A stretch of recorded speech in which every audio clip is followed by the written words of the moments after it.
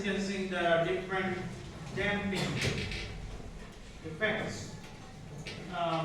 So here there are three types of systems: underdamped system, overdamped system, critical damped system.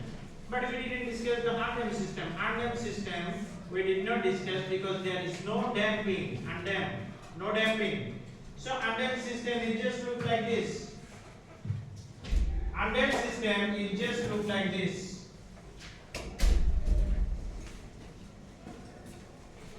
So this is what undamped system look like.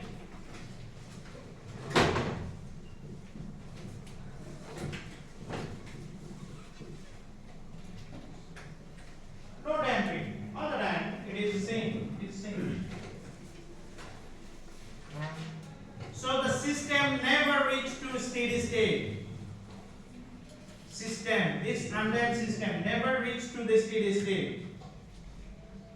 But this tree eventually reached to a steady state. Sometimes it is slow, sometimes it is faster. Depends on the damping ratio.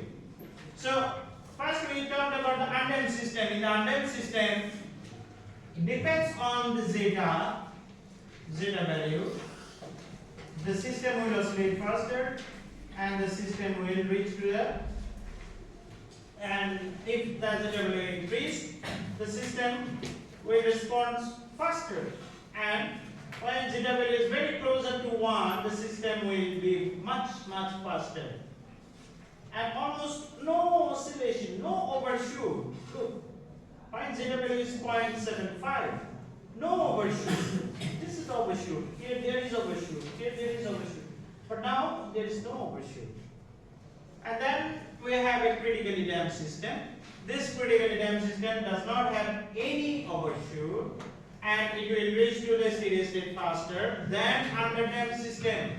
But the problem is we cannot make or design a system that will be exactly will have damping ratio 1.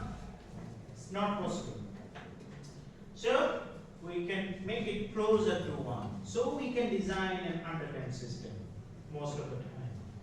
And what about the overdamped system? The overdamped system. Look, the overdamped system having a zeta value greater than 1. But the system is reaching to the steady state point very far. While the system is reached to the steady state point in underdamped system and critically damped system here, now the system is steady state over here, or sometimes it is here. Very slow. That's why we don't prefer overdamped system. Because look at this. In overdamped system there is no overshoot at all. No overshoot. But we don't prefer that because it is very slow to reach to the steady state. System responds very slow. So we only prefer one system which practically can be designed, that is underdamped system.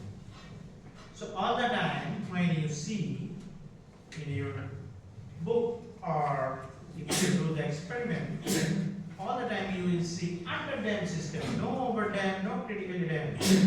Critically damped you can analyze it mathematically while you do analysis it mathematically. But while you design, always you design the underdamped system. So we will talk about the underdamped system later on. So here we need to analyze the underdamped system. So in the underdamped system, the zeta value is greater than 0, less than 1, and omega n is greater than 0. That means like 2, omega n equal to 2. It can be just like what we discussed before. Omega n equal to 2. So it has to be greater than 0. Now, this system response of the steady state, we are not considering any specific value of zeta. We are considering the zeta value is greater than 0 and less than 1. We don't know any value, specific value. So the system will respond in a way that are having some overshoot. This is the overshoot. And it will eventually reach to the steady state point.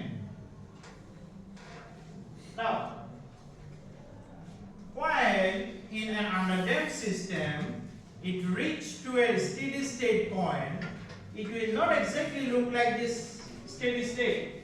It is not look like steady state like that. It will oscillate. It will oscillate like that. But this oscillation in a certain range, within a range, that range we call it 2% or 5%. 2% or 5%. And this is why the system we consider sometimes 0 to 95% or 98%. Rise time 0 to 95, 0 to 98. 0 to 95 is 5%. We consider it. This is called tolerance. We allow that tolerance. We allow that tolerance. This tolerance will be allowed because it will not be exactly 100%. 100% means this. And the dam system cannot reach to the 100% exactly. So it may reach to 95 or 98. If the oscillation between 95 to 98, that is called the tolerance level. And we consider that system reached to the steady state. Here, it is steady state.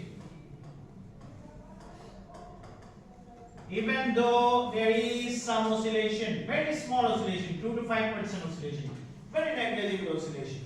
That is called the allowable tolerance. So the system will allow the tolerance level, and the system will consider that as steady state. And here this is given for a unit step input. What is unit step? Ut is equal to 1. This is 1. 1 means what? 1 means 100%, right? 100%. 1 means 100%. So for the unit step input, this is the output. This is the unit step input, and this is the output response. Now we will analyze each of these. First, we call the delay time. This one, TD. What is this TD? TD is the response, the system output response, the final value, the time required to reach half of the final value. The output system reached to half of the final value. Half. What is half? 1. The half value is 1 because we have ut. This is ut. That is ut. Ut is equal to 1. We are considering ut is equal to 1. So half is 0.5. That is the half. So half of the final value, 0.5. So draw a line and draw a line here because this is t. So that is called TD. That is the time delay time. It's not like the same of first order system. In a first order system, it is that different. The delay time was like different one. So this is the second order system delay time. Delay time to reach the half of the value. Half. The time requires to reach the half of the output response.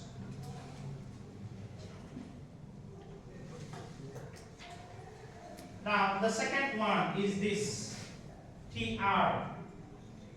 So TR, the time required to reach the output response from 0 to 100%, or 5 to 95%, or 10 to 90%. There are 3. The time required to reach the output, this is 0 and this is 1, that means 100%. So the time required to reach the output from 0 to 100%, draw a line, and then this time we call it TR, rise time.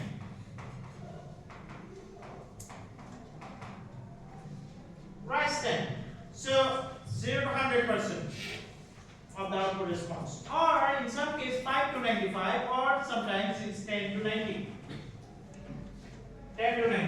to 95, 0 to 100, 3 times.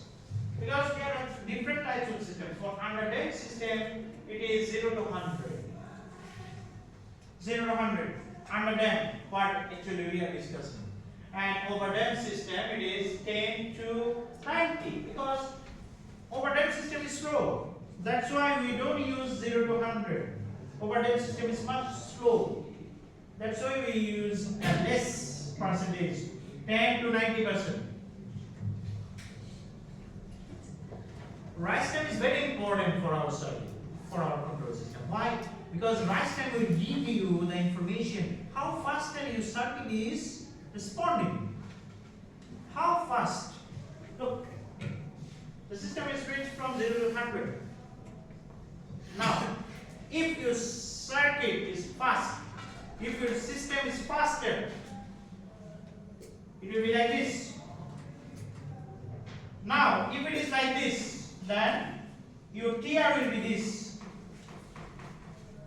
Smaller. The smaller TR means your system is faster, right?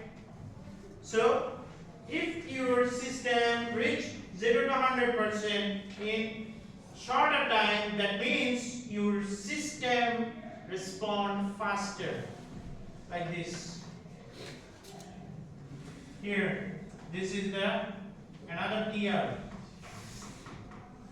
So we always prefer short rising time, short, smaller rising time, so that our system is responding faster. Our system circuit will respond faster. So rise time, all the time when you design a system, you must need to calculate the rise time, because rise time will give you the information how fast your circuit is. Next one, TP. What is TP? TP, we call it peak time. The time requires to reach the system from the peak of the response. Peak means top. Here, the time requires to reach the system to reach peak. First peak of the response.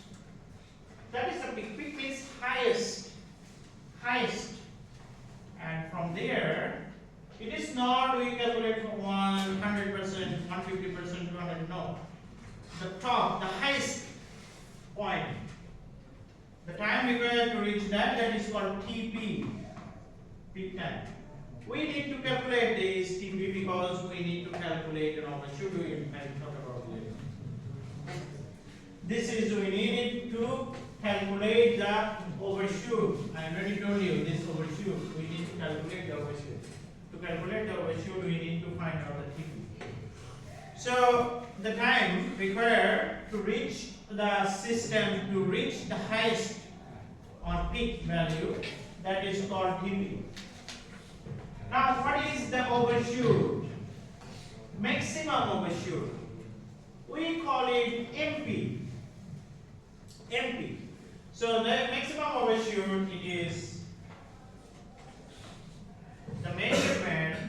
It is a current measurement. Look at this. This portion.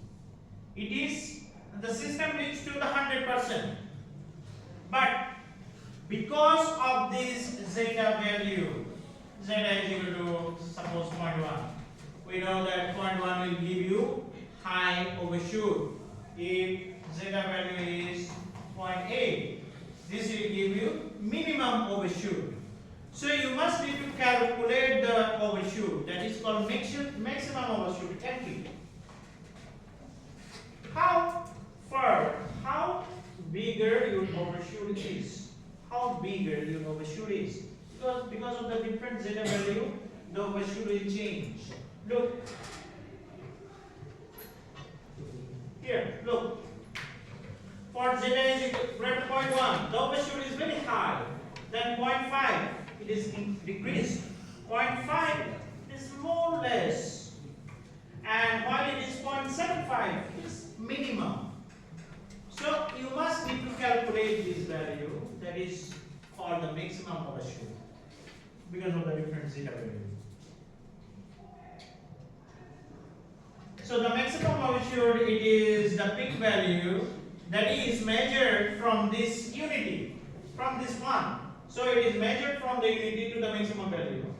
It is a curve measurement, the slope, the curve measurement. So here, how do you calculate it? We calculate it by using two response. One CTP. What is TP? TP is the peak time. And the peak time, what is the output response? CT. What is the CT? CT is the output response. CT, output response. So first you need to calculate the CTP, and then you need to calculate C infinity. What is that infinity? Steady state. The stable state. While C reach to the stable state, steady state, what is the output response? So you calculate, you refer this to, this is CTP, and then it reach to the system reach to the steady state, to the infinity. So the difference between CTP and C infinity divided by C infinity and to 100%. That is giving you the maximum overshoot. Percentage, it is the percentage. 54%, 60%, 40%, the maximum overshoot it is like this. So the maximum overshoot gives you the relative stability of the system.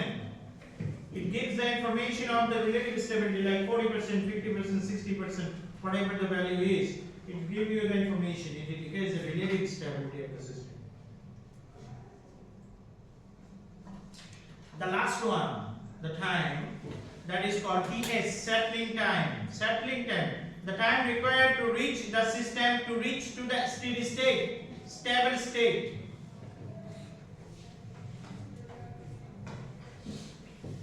The time required to reach the system, this is the stable state, right? We are allowing the tolerance 2 to 5% here, 2 to 5%. We are allowing the tolerance 2 to 5%. When the system reach to this 2 to 5%, that means 95 to 98%. Not exactly 100. 95 to 98%.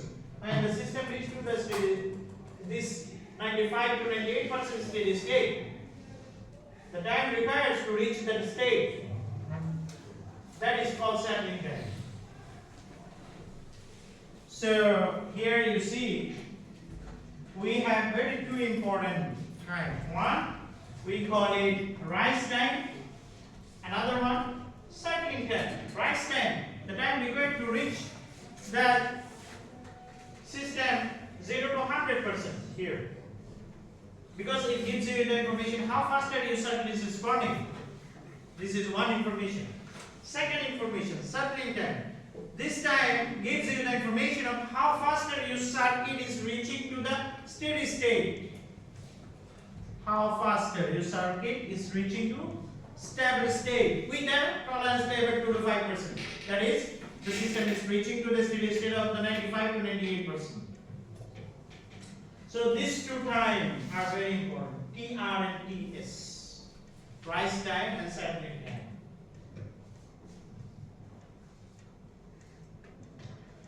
In our second order system, this timing we needed to calculate these different equations. Now, how can we calculate this mathematically?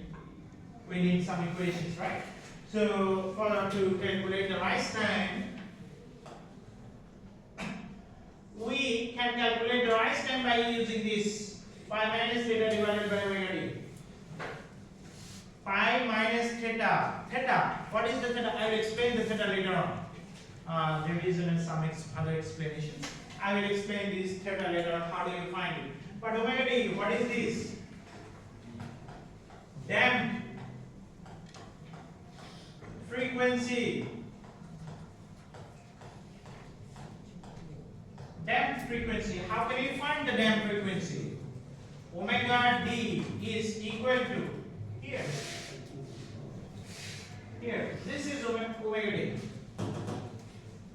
Omega n into root over 1 minus zeta squared. Damped frequency, we can find it by using this equation. So pi minus theta by omega d gives you the information of rise time. We can calculate the rise time by using this. And we can calculate the peak time by using pi by omega d. Pi by omega d, peak, the maximum TP. And settling time, there are two timing. We already know that whether it is 2% or 5%. So if it is 2%, then we can calculate it by 40. If it is 5%, we calculate by 5t, 3t. So 4 by t is zeta omega n, 3 by zeta omega n. We know the zeta value omega n. So you can, if you can calculate these two values, then you can calculate the settling time and 2% or 5%. It will be indicated what you it is asked to find out. Normally it is if you want more stable, more precise analysis of your control system, then you can calculate the 98%, 2%. If you are considering some, then you can calculate the 5%. Both are fine. And maximum overshoot, you can find it in inverse minus pi zeta 1 root over 1 minus zeta squared. In 200%, if you have the value of zeta, then you can calculate the value. That is called NP, maximum overshoot. You will get in percentage. You will get in percentage.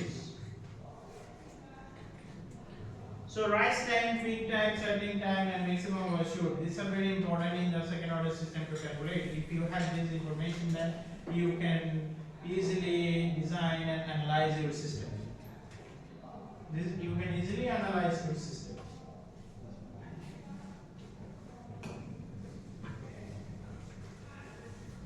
Alright, now we need to talk about some other different terms, like we already know about this. There are two important parameters I mentioned in the beginning of the lecture. Two important parameters. What is that? Omega n and zeta. Omega n and zeta, we will explain it graphically. What are these two graphically? This is natural undamped frequency.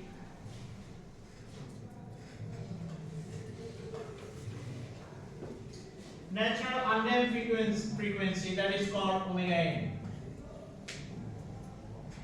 Now, in the graph, in the plane, there is a pole. Suppose here, in the beginning I showed you this pole. And this pole, if we draw a line from the pole to the origin 0, 0. If you draw a line, and that is omega n, the distance from the pole to the origin. The pole value, it can be anything. So the distance between pole and the origin is called omega n. The distance. And that is in radian per second. Now, suppose if you have a value that is omega n equal to 3,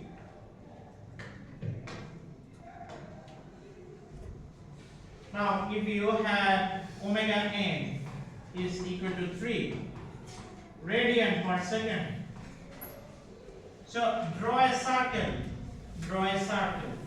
and each of the value is 3 because it is having same radius from the origin, because it is from origin. Here it is 3, here it is 3. Here's same radius. Now if you put some poles here, suppose here or here or here or here on that circle, all the time the omega n is what? Omega n equal to 3. Omega n, all the time it is 3. If you draw a circle on this plane, then no matter how many poles there will be, all the natural frequency, all the poles omega n will be having same value. free all the time. Now we can call that this S-plane is divided into constant undamped frequency circles. This S-plane is divided by undamped constant frequency circles. So here suppose if I consider this, if I have a pole here, or if I have a pole here, both are same. Suppose here this is omega 3, this is also omega 3, same value. If I have a pole here, whatever the value, whatever the poles, the distance, it is omega 5, this is also omega 5.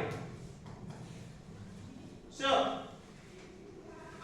into constant natural frequency, undamped frequency omega n.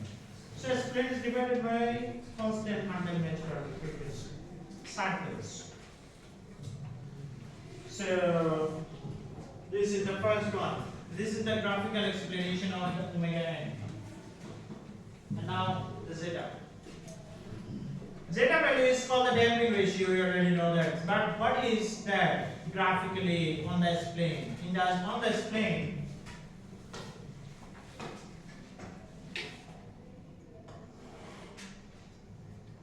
suppose here I have a pole, and then we draw a line. Now, if we draw a line, this vector and the corresponding negative axis, this is negative axis. Corresponding negative axis will give an angle that is called theta. Corresponding negative axis, not the positive axis, all the time, negative axis. So, suppose here, draw a distance and corresponding negative axis here, this will be theta. So, if there is a corresponding negative axis, then zeta is equal to cos theta. Zeta value is the cosine of that angle. Zeta damping ratio is the cosine of this angle, the theta value. So connecting the origin and the P means pole, and corresponding negative axis, the angle, we call it zeta.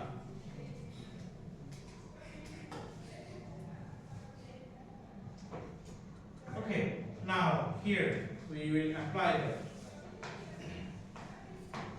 Zeta value, look, for an underdamped system, we already know that zeta value is 0 to 1. But how does we get that? Look, zeta is equal to cos theta. Here, cos theta. Zeta is equal to cos 0.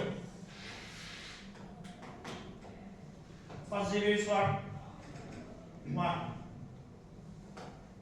Zeta is equal to cos 90. Gives you 0. So now the zeta value is 0 to 1 because of this two angle, 0 to 90 degree. For undamped system, zeta is equal to 90. Here, these are the two poles, so you already know that. Zeta is equal to cos 90. Cos 90 is what? 0. That's why for the undamped system, zeta, we consider that zeta is equal to 0. Because cos 90 being 0, the value of 0. Because these are the poles on 90 degree. On 90 degree. This is the perfect angle. This is 90. You know that.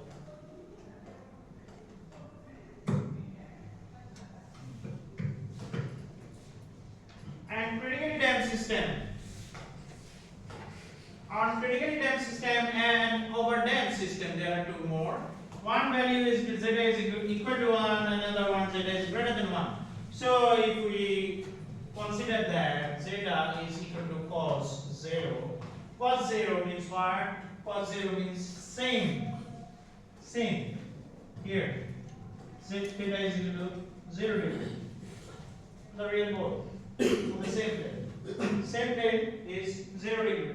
So it is 1. That's why zeta value is 1 and greater than 1.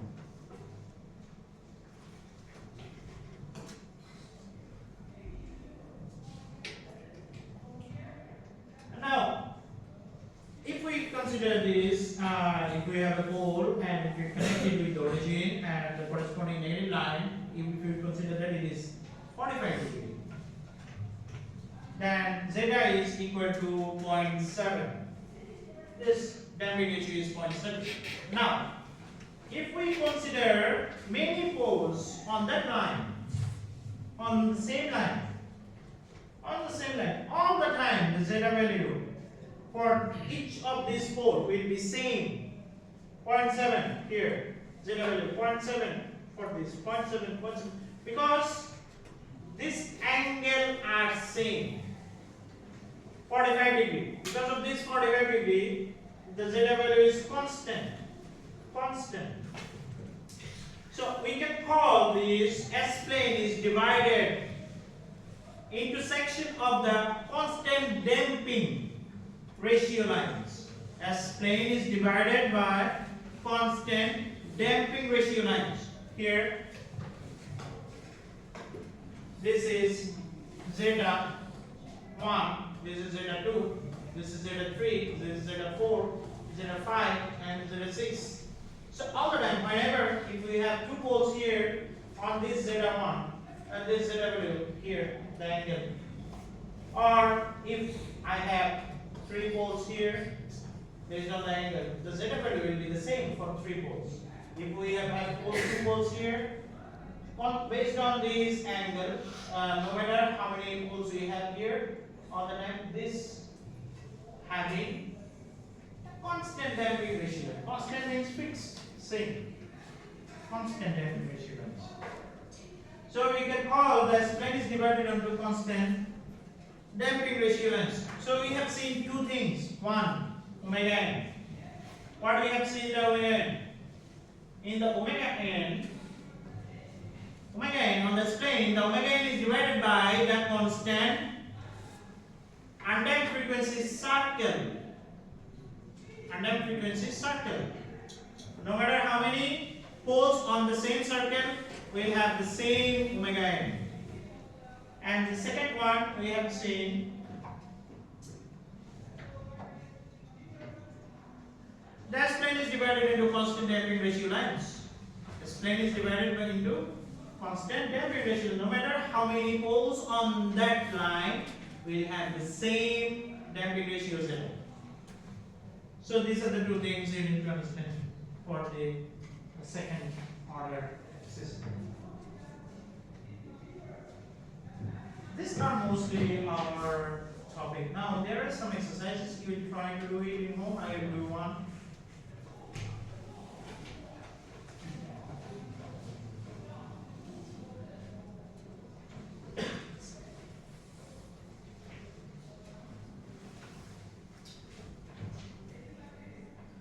So you see that what I said in our first, at the beginning of the lecture, that the first order system does not change the shape, but the second order system, based on the zeta value, the shape is changing. Four different shapes here. Look at this, the shape. But here in the first order system, the shape are the same. So here we will do one example, like number C. Let's do the C.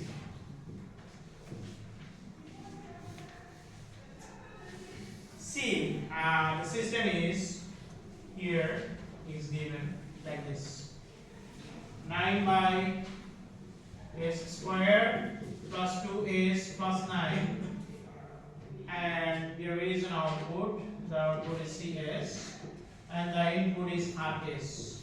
Now, Rs, what is Rs given? Rs is equal to 1 by s. What does it mean? Which input it is? 1 by s. Anyone? 1 by s. Which input? Unit step. Unit step. UT. The input is UT. Is equal to 1. Laplace transform of UT is equal to 1 by s. Remember this. Laplace transform of UT is equal to 1 by s. So this is unit step input. Now what do we need? First of all, here, what do we need? We need to find out zeta and omega n, right? So our second order system, what is our second order system? Omega squared n is square to zeta omega n is plus omega n squared. Now from here, omega n squared equal to 9. This is second order system. So omega n squared equal to 9, so omega n is equal to 3 radians per second. This is first one. Now the second, what do we need? We need to find out zeta. How? Compare these two equations. S squared plus 2s plus 9 is equal to s squared to zeta omega n is plus omega n squared. Here, this will be gone. This omega n is equal to 3. So it is 9. So this will be gone. Here, 2s is equal to 2 zeta omega n is this is 2 will be gone. So I have zeta value is equal to 1 by omega n. This omega n is equal to 1 3. The ratio is 1 by 3, right? The same thing. Now the next step, what do you need? You need to find out the poles. You will apply directly this equation. You don't need to do that, I explained you, but you will apply directly this equation. S1, S2 is equal to minus omega n zeta plus minus omega n root over zeta squared minus 1. So here it is minus 3 into 1 by 3 plus minus omega n 3 root over 1 3 1 by 3 whole square minus 1 minus 1 plus minus 3 into 9 divided by 1 minus 9. This 9 root over 9 and 3 will be gone. So it is root over minus 8 and minus 1 plus minus I root 8. Root 8. What is the value of root 8? 2.7, 2.8. Anything different? Like here now I have two poles. S1 is 2. S1 is 2.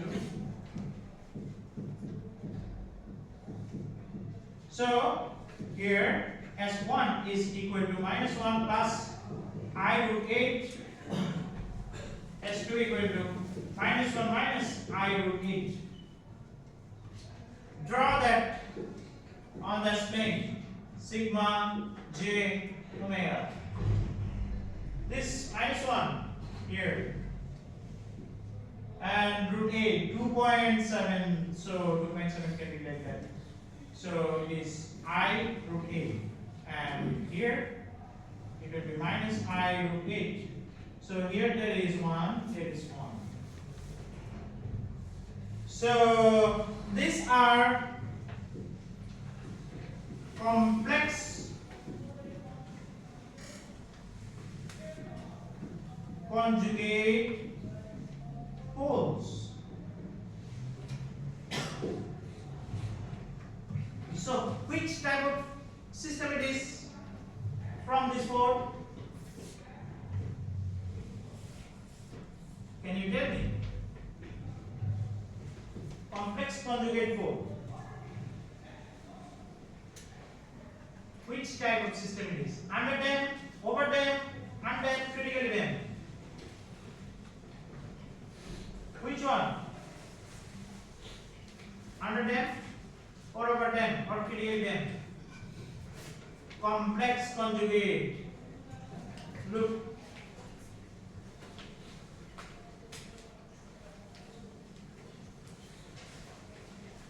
There are four systems, right?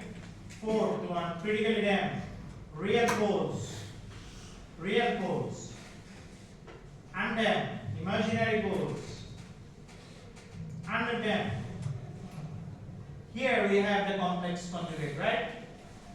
This underdamped, and the last one is overdamped system. The overdamped system is real poles again. So we have the complex conjugate in here. So this is underdamped system. This is underdamped system.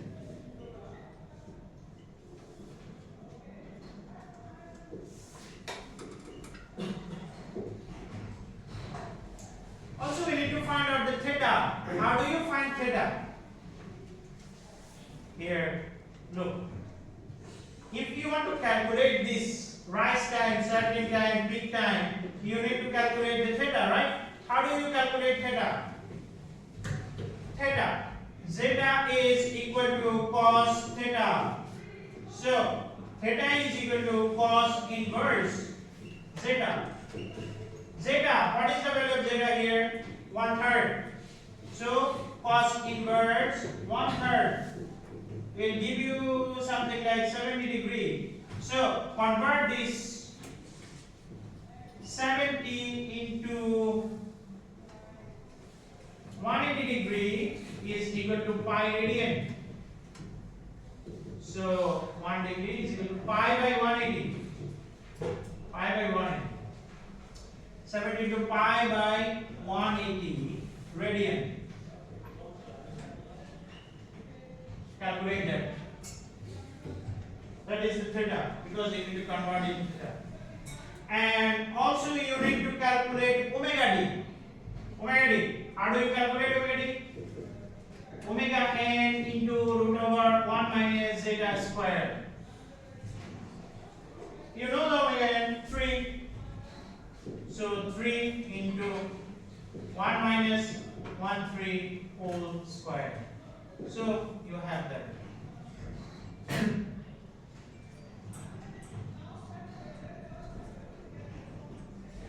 Here you have the zeta value.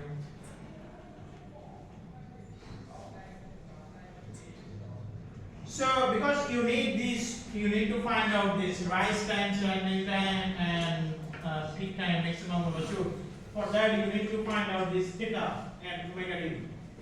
So if you have the zeta value and omega n, so you can calculate the omega d.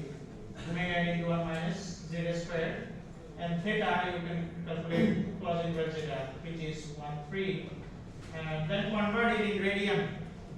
Don't keep it in degree, radian. You must need to convert it in radian. And that's all about this